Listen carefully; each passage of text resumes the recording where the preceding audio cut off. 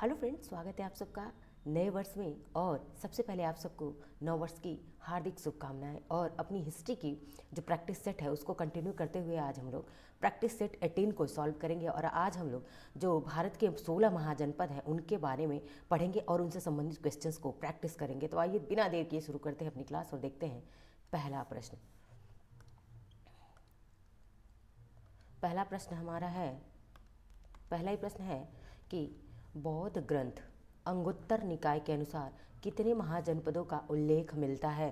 तो बौद्ध ग्रंथ कौन सा, तो अंगुत्तर निकाय में कितने महाजनपद का उल्लेख किया गया, 10, 12, 16 या फिर 20।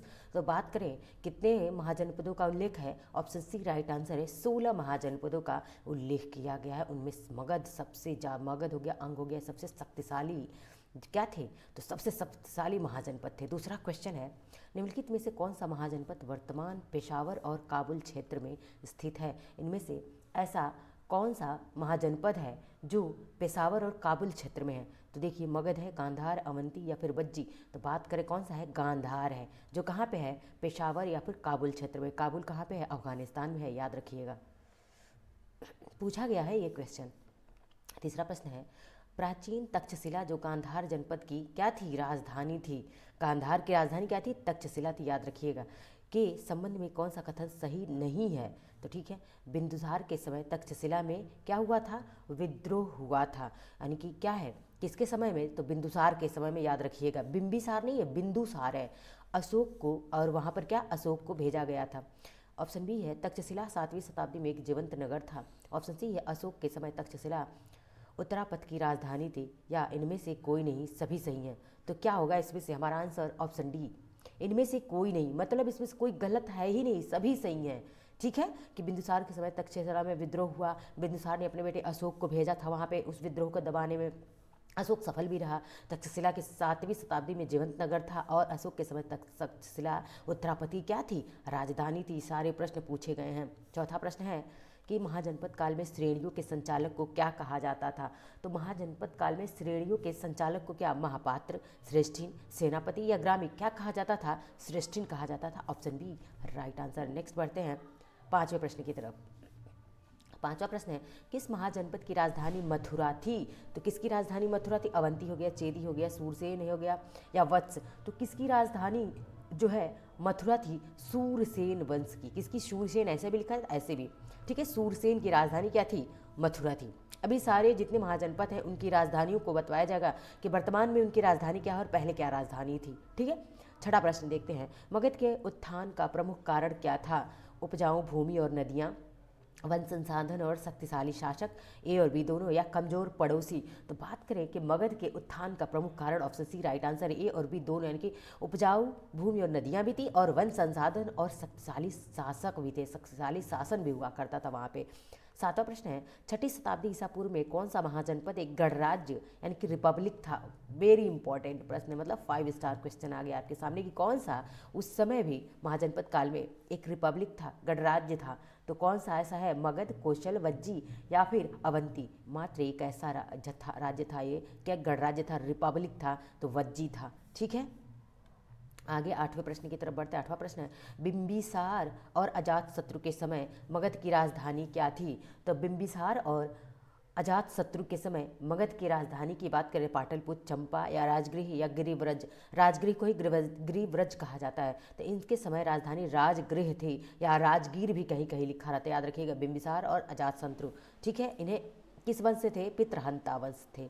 ठीक है, सारे जो वंश है और उनके संस्थापक को भी मैं बहुत ही जल्द कवर करूंगी। नौवां प्रश्न है, मत्स्य महाजनपद की राजधानी क्या थी जो महाभारत काल में राजा विराट से संबंधित थी। उज्जैन, विराटनगर, कौशाम्बी या इंद्रप्रस्थ। बात करें नौवें प्रश्न की, ऑप्शन बी राइट आंसर है, विराटनगर थी मत्स्य महाजनपद की राजधानी। ठीक है, आज का अंतिम 10वां प्रश्न है, महाजनपद काल में कृषि में क्या महत्वपूर्ण परिवर्तन आया।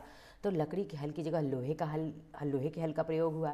धान यानी कि चावल की रोपाई शुरू हो गई, और या फिर डी कोई बदलाव नहीं हुआ। तो ऑप्शन सी राइट आंसर है, ये दोनों क्या हुए थे, दोनों परिवर्तन हुए थे। अब आगे हम देख लेते हैं, 16 महाजनपद हैं उनकी राजधानी, और वर्तमान में वो राजधानी कहाँ पर एलोकेटेड है उस चीज़ को देख लेते हैं। ये देखते हैं, पहली राजधानी अंग, जिसको चंपा, ठीक है, अंग यानी कि इसकी राजधानी क्या थी, चंपा, पूर्वी बिहार भागलपुर में है।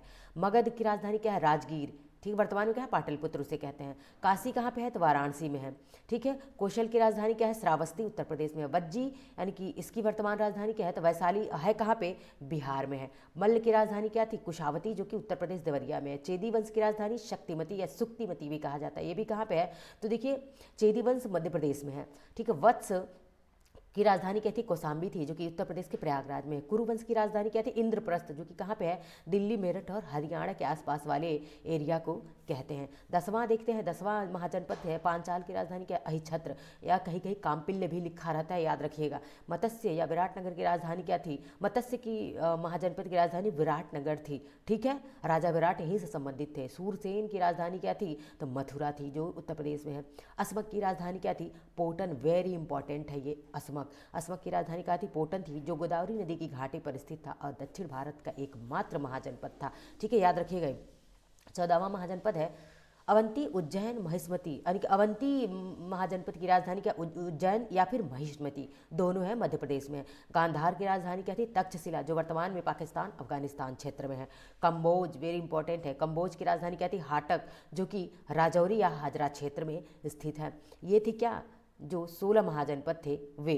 अब सबसे इंपॉर्टेंट चीज़ एक आ गया कि बौद्ध ग्रंथ अंगुत्तर निकाय और जैन ग्रंथ भगवती सूत्र में 16 महाजनपदों का उल्लेख मिलता है। बहुत बार पूछा गया है कि किस जैन ग्रंथ से या किस बौद्ध ग्रंथ से 16 महाजनपदों की हमें जानकारी मिलती है, तो ये अंगुत्तर निकाय बौद्ध ग्रंथ है और भगवती सूत्र जैन ग्रंथ है। और यह प्रश्न वनडे एग्जाम में तो पूछा ही गया है, बल्कि यूपीएससी लेवल पर भी बहुत बार पूछा गया है, तो इसलिए इंपॉर्टेंट है यह प्रश्न। एक बार और हम लोग रिवीजन कर लेते हैं 16 महाजनपदों को। देखिए 16 महाजनपद और उनकी राजधानियाँ। अंग की राजधानी चंपा, मगध की राजधानी राजगीर, ठीक है, काशी की राजधानी वाराणसी, वत्स की कौशाम्बी, वज्जी की राजधानी मिथिला या विदेह, कौशल की राजधानी श्रावस्ती, अवंती की राजधानी उज्जैनी या महिष्मती, मल्ल की राजधानी कुशीनारा या कुशीनगर, पांचाल की राजधानी कांपल्य या अहिछत्र, चेदी की राजधानी सुक्तिमती, कुरु की राजधानी इंद्रप्रस्थ या हस्तिनापुर, मत्स्य की राजधानी विराटनगर, कंबोज की राजधानी हाटक या राजपुर, शूरसेन की मथुरा और असमक की पोटन या पोतना कहते हैं, और गांधार की राजधानी तक्षशिला। ये थे आज की हमारी क्लास। मिलते हैं नेक्स्ट लेक्चर में। धन्यवाद।